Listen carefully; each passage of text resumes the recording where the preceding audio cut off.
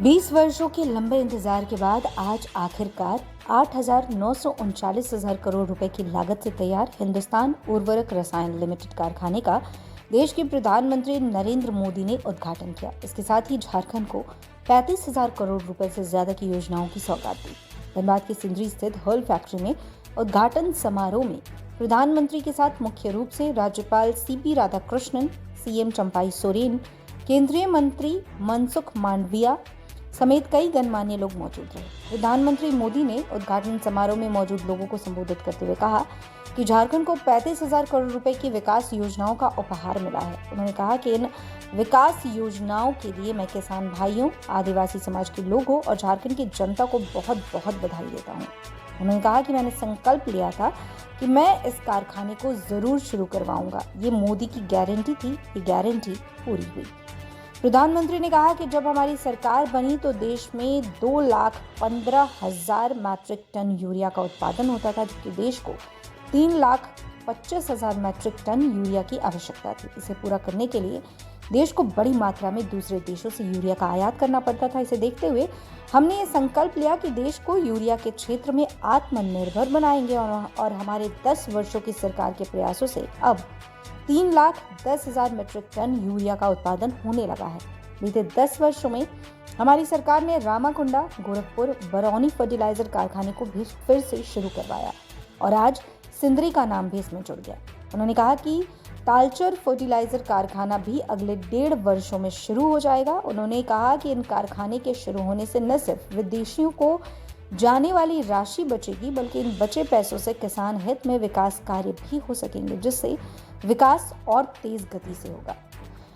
झारखंड में रेलवे काफी तेजी से विकास कर रहा है। मौजूदा रेल लाइनों के चौड़ीकरण से लेकर दोहरीकरण का काम, धनबाद चंद्रपुरा रेल लाइन का शिलान्यास, इसके अलावा देवघर डिब्रूगढ़ ट्रेन शुरू होने से बाबा वैद्यनाथ का मंदिर और माता कामाख्या की शक्तिपीठ एक साथ जुड़ जाएंगे। उन्होंने कहा कि कुछ दिन पहले हमने वाराणसी कोलकाता एक्सप्रेसवे की आधारशिला रखी। ये एक्सप्रेसवे चतरा, कोडरमा, बोकारो समेत पूरे झारखंड से अन्य राज्यों में जाने के लिए रफ्तार को कई गुना बढ़ाने वाला है। आगे कहते हुए उन्होंने कहा कि झारखंड के किसानों की बात हो, कोयले के उत्पादन की बात हो, सीमेंट उत्पादन की बात हो या उत्पादित होने वाले सामान को पूरे भारत के किसी भी कोने में सामान भेजने के लिए सहूलियत होगी और पूरे भारत से झारखंड के रीजनल कनेक्टिविटी को गति मिलेगी। पीएम मोदी ने कहा कि हमें 2047 से पहले अपने देश को विकसित बनाना है और इस संकल्प को सभी को लेना होगा। आज भारत की अर्थव्यवस्था दुनिया में सबसे तेजी से आगे बढ़ने वाली अर्थव्यवस्था में शामिल है। उन्होंने कहा कि जो आंकड़े आए हैं उससे पता चलता है कि देश ने बेहतर विकास किया है। 8.4% विकास अंक हासिल कर देश ने अपने काम और हौसले को दिखा दिया है। ये बताता है कि भारत का सामर्थ्य कितना तेजी से बढ़ रहा है। इसी गति से आगे बढ़ते हुए हमारा देश 2047 तक विकसित राष्ट्र बनेगा और विकसित भारत के लिए झारखंड को भी विकसित बनाना उतना ही आवश्यक है। राधाकृष्णन जी, मुख्यमंत्री श्री चंपाई सोरेन जी, केंद्रीय मंत्रिमंडल में मेरे सहयोगी अर्जुन मुंडा जी, विधानसभा में विपक्ष के नेता, अन्य महानुभाव और झारखंड के भाई और बहनों, जोहार। आज झारखंड को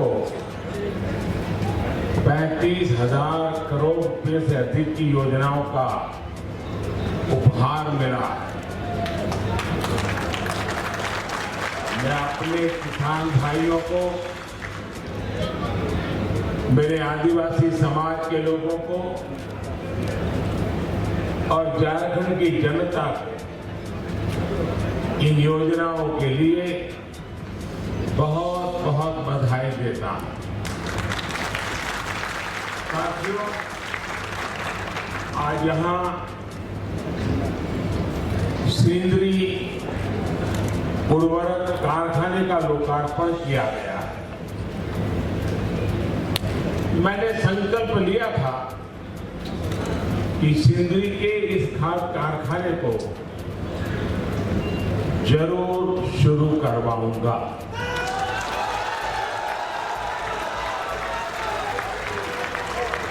ये मोदी की गारंटी थी। और आज ये गारंटी पूरी हुई है। मैं 2018 में इस फर्टिलाइजर प्लांट का शिलान्यास करने आया था। आज सिर्फ सिंदरी कारखाने की ही शुरुआत नहीं हुई है, बल्कि मेरे देश के, मेरे झारखंड के नौजवानों के लिए रोजगार के हजारों नए अवसरों की शुरुआत हुई है। इस खाद कारखाने के लोकार्पण के साथ ही आज भारत ने आत्मनिर्भरता की ओर भी एक बड़ा कदम उठाया है। हर वर्ष भारत में करीब 360 लाख मैट्रिक टन यूरिया की जरूरत होती है।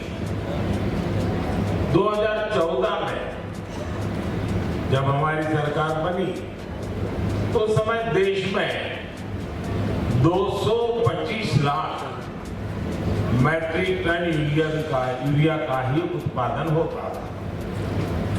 इस बड़े गैप को भरने के लिए भारत में बड़ी मात्रा में यूरिया का आयात करना पड़ता था। इसलिए हमने संकल्प लिया कि देश को यूरिया के मामले में आत्मनिर्भर बनाएंगे।